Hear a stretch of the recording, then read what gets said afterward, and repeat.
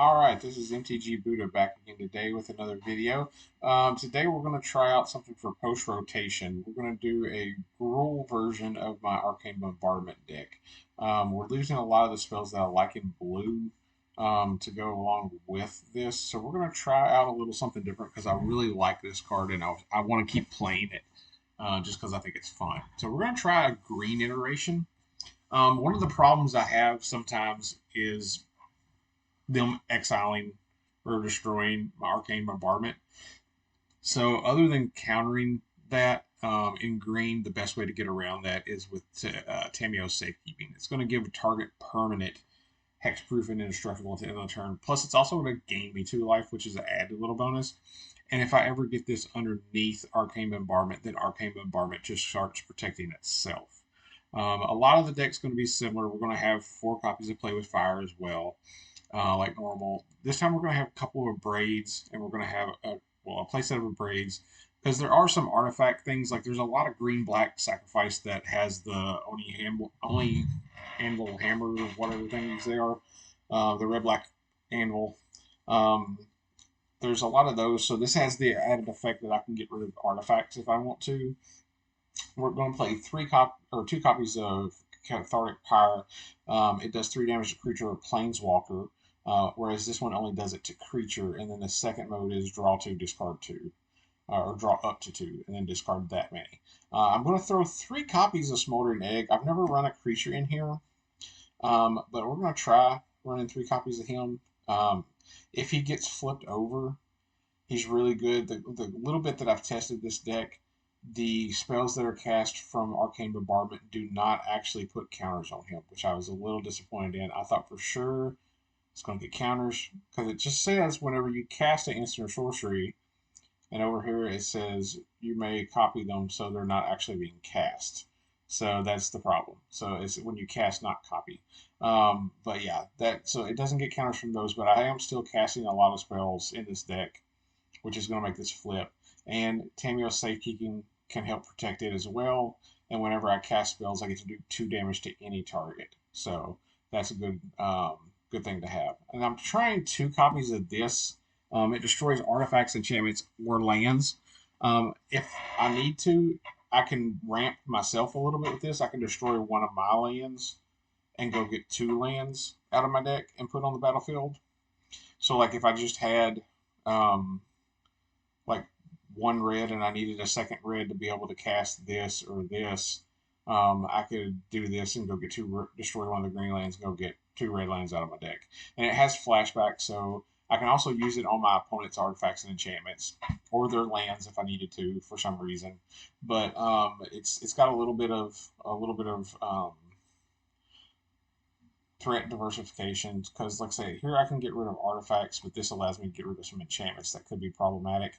And with it having flashback, I can do it 4 times, not even including if it gets under Arcane Bombardment, because if it gets under that, then it goes, infinite. We have a copy of this in here just as a one of. We have 4 copies of this, which is replacing the Unexpected Windfall. It's an instant that lets me draw 2. It does not make treasure tokens, though, so this deck isn't going to ramp as quickly as it used to, but it is still going to be able to draw cards, because I have this. This is going to draw me cards. This is going to draw me cards. It's not going to make me treasures, or this is not going to make me treasures like Unexpected Windfall did, because Unexpected Windfall was basically 4 more copies of this card, except it costs 2 red and 2 colorless instead of 3 colorless and 1 red. I'm actually considering, before we play this, taking one of these out. And I think I'm going to. There's another creature that I kind of want to put in here, and we're going to go and find it real quick because it is mythic. This will be the easiest way. All right, go back one. This chick, we're going to put her in here. All right, so this card, we're going to put one of these in here. It has hexproof itself, so it kind of protects itself. And then at the beginning of combat on your turn, you put 2 counters on any target creature, another target creature you control. And if it does turn to nighttime, which a lot of times I'm passing and letting them, waiting for their turn, for them to do something, for me to cast an instant on my turn. So a lot of times I'm going to be able to flip it to night. And if I do that, then it's going to flip into this, which is a 6/6, and it it has hexproof, and other permanents I control have hexproof. So it'll protect all my stuff. And it lets me put 2 counters on each creature I control, which is going to make it so that when this flips over as a 4/4, if I can get 2 counters on it, then it grows out of range of burn down the house. So I can burn down the house safely and not be able to, and not kill my own creatures. So it's going to give me a little more diversification. It probably will get flipped back and forth quite a bit, but still, it should be able to make things big enough to survive burn down the houses. And the hexproof is really a good thing to have as well. So we're going to try one copy of that in there. The mana base isn't as strong as it used to be. We have 4 copies of this, which are most of the time going to come in untapped, but then this is always going to come in tapped. But it will give me at later in the game when I've got a lot of lands and stuff. If I want to, I can sack it to draw a card. It's an extra way to draw cards. So we're going to try this out, and we're going to see how this goes. All right, let's go. Like I said, I haven't tried it with the caretaker yet. I tried it earlier, and it did pretty good. I had one matchup where it didn't do very good because I got stuck on 3 lands. I had kept a 3-land hand, and then I never saw another land. It was a hand kind of like this, but it only had 1 copy of Arcane Bombardment. But I think we're going to keep this because I can do this on turn 3. And the fact that this has flashback as well is a good thing. It helps to be able to do things. And if I need to, I can always throw one of these away. Well, I drew my 4th land. I tell you what, we're going to play this first because I'm not doing anything this turn anyway, more than likely. So that way, next turn, if I needed to for some reason, I might have green available. I don't think there's any reason I would need green available next turn. We're probably just going to kill that. All right, so play this. Play with fire. Killing that. I doubt he has any way to protect it. Yeah, so it's dead. So next turn we can play this land, and then we can... He's going to play with fire me. All right. So next turn we're probably going to play this land because it'll come in untapped, and it'll give me more options on my mana base. And we'll play this card, discarding the forest because I need less forest than I do anything else. So what did he just do there? +2/+2, it's a vampire. Okay. So that's going to be kind of rough. All right, so I think we're going to go ahead and pass because this is instant, so we can do it on his turn. He's going to be attacking me for 4 this turn, so it looks like he's in a vampire deck. Wonder if he's trying post-rotation stuff as well. So I don't have any way to do 4 to anything right now, so I'm going to be eating some damage here. Alright, tell you what, we're going to go ahead and do this, and we'll discard this forest and draw 2 and see what I get. Alright, so I got a Tameo Safekeeping, and I did get a Play with Fire, which I would have liked to have had to take that thing out a while ago, but I didn't, so.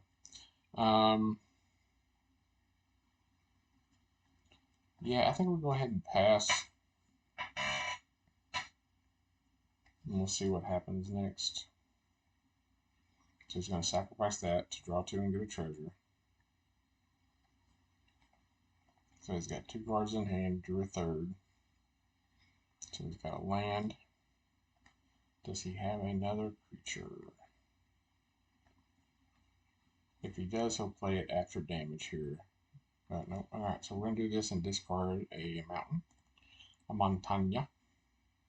Alright, so we hit Play with Fire, which is going to be good because it's going to allow us to get rid of that thing. So, there we go. Alright, so now we just kind of reset. And this next turn, we'll probably play the mountain and then drop out one of these Arcane Bombardments, depending on what he does and what I draw. So, I would like to have a 7th land now that I do have a Tameo Safekeeping in hand. Because if I have a 7th land, I would be able to protect my Arcane Bombardment. But I do have 3 Arcane Bombardments in hand, so I think I'll just go ahead and play it out. If he wants to use a removal spell on it right now while I don't have protection for it, that's fine. I have 2 more to back it up. If I draw a land next turn, I can cast the next one and have protection for it. And even if I do draw a land next turn, I will probably cast another one and have protection held up for it. Okay, well, I drew another one of these. I tell you what, we are just going to pass turn. We're not going to play one this turn. we're just going to hold up protection for it, and we're going to try to kill this before it does anything. Let's see if he has anything for it. He does, and in response, we are going to kill it. And then we're going to go 10. We get this. What do we get? Burn down that, and he concedes. All right. So that worked pretty good. I think it didn't. The green didn't really come into that much of effect. All the spells we were playing were red, so I don't know as though that was necessarily the biggest, approval of the green splash of it. But like I said, there's a lot of red-black decks, it seems, here lately, especially with Sacrifice, because a lot of that stuff is sticking around after rotation. So a lot of people, it seems, are building those and playing them and testing them to see how they're going to do post-rotation. Of course, with all the new things that come in, there's going to be, some differences in those. But yeah, I think this is keepable. Like I said, we've got this for turn 2, play this turn 3, I want to get 3 counters on it, and then hopefully draw a land to play this on turn 4 and flip it right away. Let's see. All right, so we can potentially do this to that next turn, which would be nice. And he's going to play a second one. Does he have another land? He doesn't. Okay. Well, I'll tell you what, since he doesn't have another land, I'm going to go ahead and get this out there. If he had 2 lands, I've gone on and killed one of them. We'll go ahead. We'll block one of them. I seriously doubt he's got a pump for 3 in his hand. Alright, so we're going to play this, and then I'm going to pass turn, and we'll see what he does.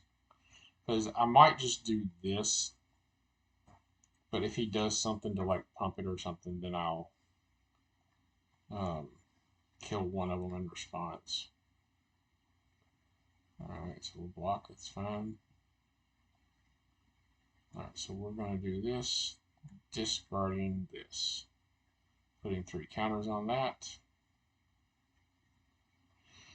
I have a 4th land to play next turn. So I can do this and flip it next turn.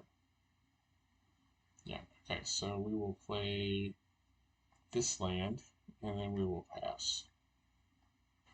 And what I'll probably do is play Big Score, discarding Racer's Ring after I move the blocks so that it flips. So we'll block the 4 damage, cast Big Score, discarding Racer's Ring, flipping Smoldering Egg, and getting 2 treasure tokens. Alright, and we're going to kill off one of those. We'll let the other one do damage. I'm not going to worry about that one right now. And he concedes. Alright.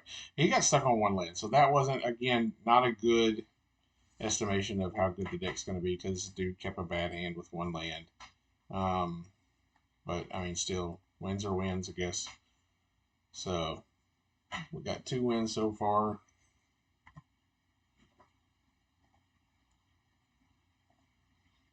Let's see if we can find a match where we actually get to play some of our green stuff and see how stuff works out in the green deck, as opposed to just... I've considered just making it just a straight up red deck, but I don't know if there's enough stuff to really make it just straight red. I looked at blue stuff to see about possibly keeping it blue-red, but the spell that really made it so that I wanted to play blue-red was the Expressive Iteration, I think is the name of it. Yeah, we'll keep this. We'll play the Racer's Ring first, and then turn 2 we can play a Smoldering Egg and see where we go from there. But yeah, the Expressive Iteration is the card that really made me want to play the blue splash for it, because I'm able to look at 3 cards, put 1 in my hand, shuffle 1 in, and then exile 1 to play for the turn. And that card made it so that, like, on turn 3, if you had blue and red, you could do that, get a spell in your hand that you really wanted to play, like the next turn or whatever, and it was any spell, not just instants or sorceries. Just get a spell into your hand, shuffle 1 of the cards back in, and hopefully one of those 3 was a land, and you can then play that land for turn and not have to, you're finding an extra land out of it that way. And it was just a really good card to have in the deck. It made things work a lot smoother. The fact that we don't have 4 copies of, we lost 4 copies of Unexpected Windfall, which basically gave us 8 copies of the same spell. The fact that we lost that's a big loss to the deck. Let's see, so we're going to play this, and we are going to kill that thing because it's important to get rid of that guy. He gets big really quick, and we don't want to deal with him. And we have this available to protect our Smoldering Egg if we need to. And then next turn we can play a second Smoldering Egg. Unless I draw, if I draw, if I draw the big score or one of the other spells like that, that's okay. So he's going to do this, and then I'm going to be able to use my Tamio's Safekeeping to protect my Smoldering Egg, because it now has hexproof. Okay, so we'll play this, and I think I go on and play the second Smoldering Egg.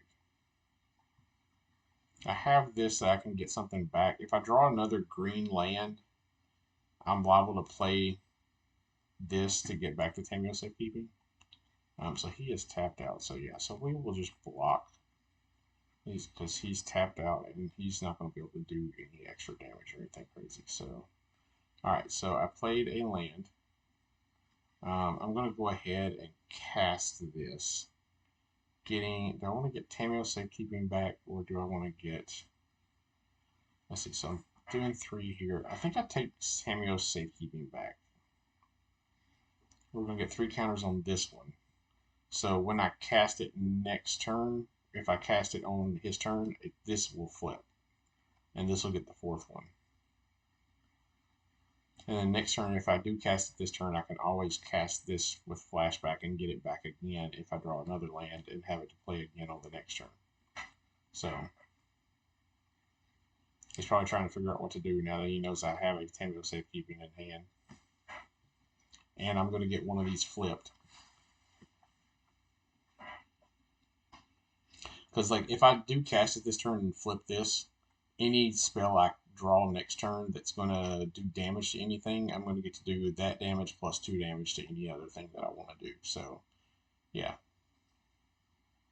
And let's say he has another Brutal Cathar in hand. If he has another Brutal Cathar in hand and he wants to cast it, that's all he can do this turn is cast Brutal Cathar, and then I'm going to be able to Tamio Safekeep whatever he tries to target. Flip this one, and then next turn when I cast anything to start killing his creatures. So I think that this is showing a little more of a why I think this build might be okay after rotation. Yeah, because these are all cards that are going to be post-rotation.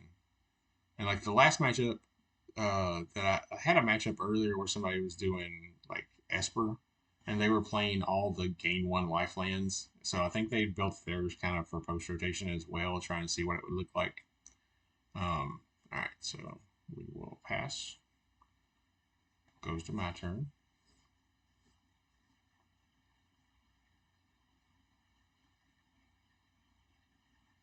So he's going to let it flip.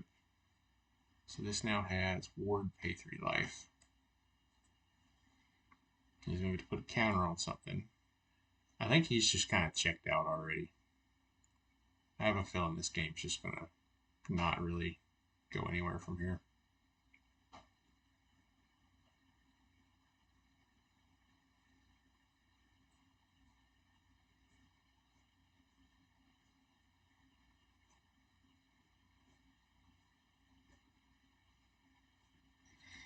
Let's see, end of day and night.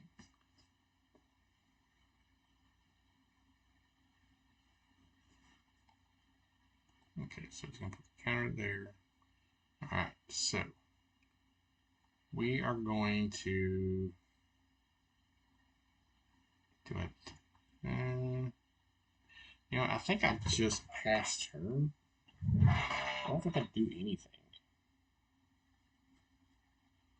Yeah, because if he tries to do something, I can cast this, flipping this, and once it flips, I could cast this to be able to do 2, and then do another 2 if I needed to, or however I need to do it.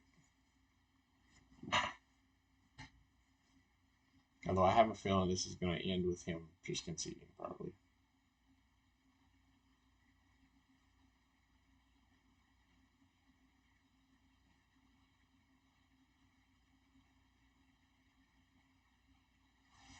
Yeah, because I have a feeling this guy might have just checked out. I think this says another, or does it have to be the same creature? Entire creature you control. It doesn't say which, whether it can be itself. So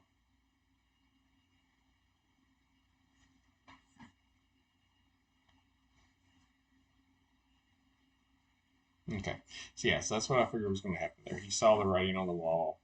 I was going to be able to flip my guy and start just going off with it. Yeah. Smoldering Egg's pretty good. Like I say, I have 3 copies of it in this deck. I think the deck seems like it's going to be okay after a rotation. Um, there are a couple of cards that I would be interested in putting into this deck for post rotation. Let's see. Let's go in and look at the deck real quick. There's a couple things I'm considering doing.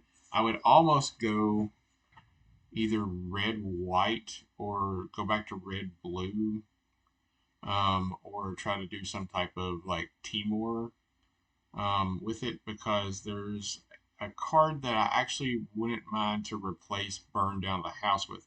Although Burn Down the House is a good card and it's been a really good card in this deck, there is a card in the new set um, that I think is going to replace Burn Down the House. It is called Temporal Firestorm, and it has the exact same casting cost, 3 and red, but it's a sorcery as well.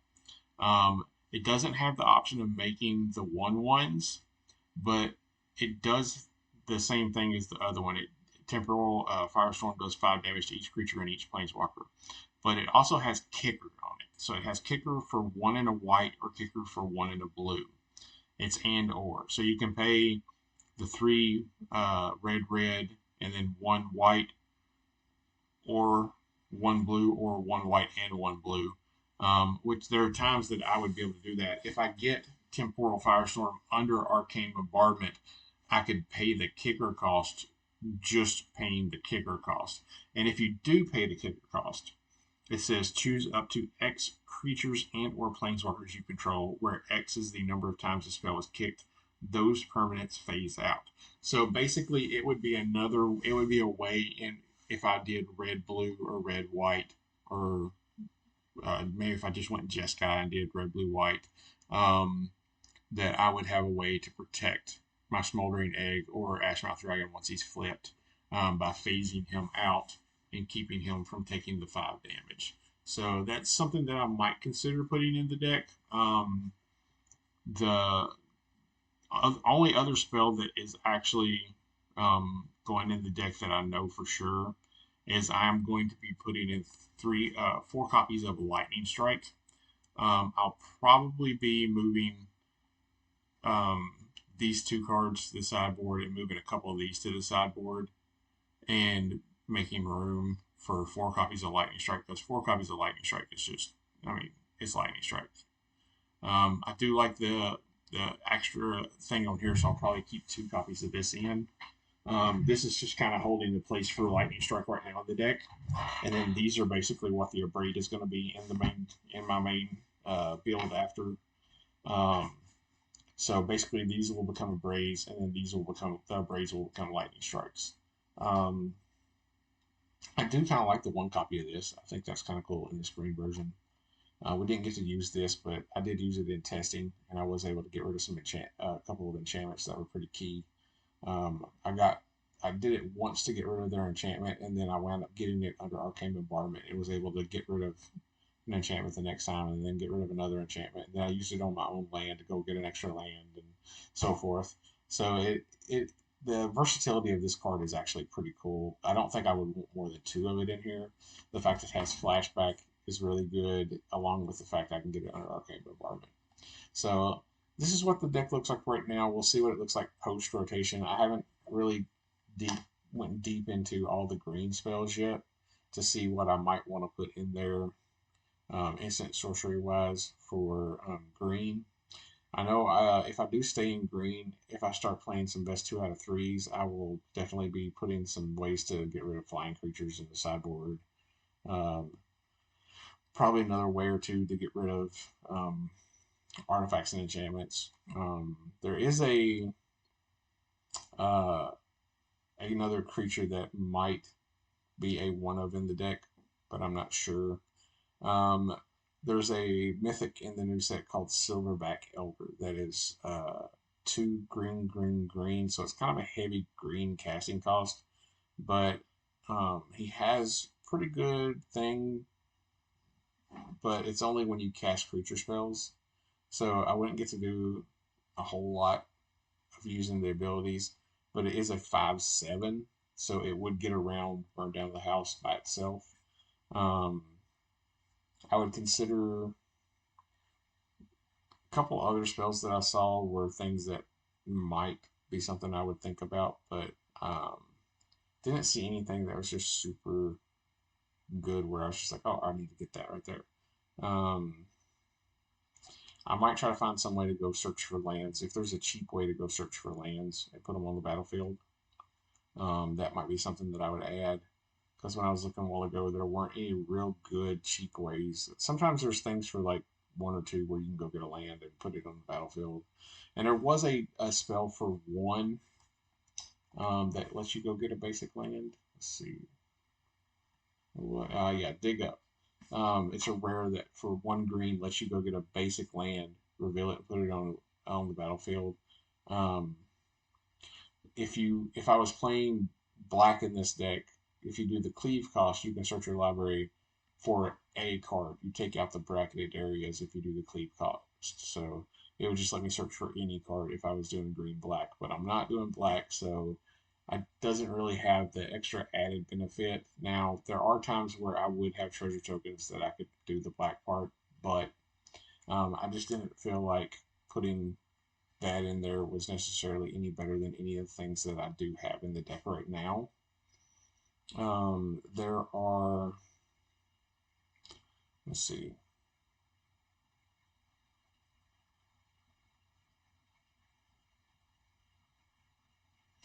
Yeah, there's a couple of spells in green that are possibilities. Um, but like I said, I don't know as though there's any necessarily other green spells that might go into this deck. Like I said, there might be like a way to destroy enchantments or artifacts or whatever in a sideboard type of capacity for the green, but there doesn't really seem to be anything green that I'm just like, oh, that's a card that has to fit into this deck. It's perfect, you know. I don't really see any creatures that make me think I have to play them in a deck with this card. Um, Yeah, I mean, like I say, there's nothing that's just really great that I'm just like, oh, that's a perfect card for this deck, you know. But yeah, so that's basically all there is for the video today. Um, is I built this roll version of the Arcane Bombardment. We didn't really get to try this card out in any of the games we played, but I think this card is going to actually be pretty good in it. I'll put a copy of the deck list in the notes or in the comments, and if you want to try the deck out yourself, you feel free to try the deck and see how it works. Um, Hopefully you liked the video. Have a good day. And if you could, like, subscribe, and come back watch some more videos. Thanks.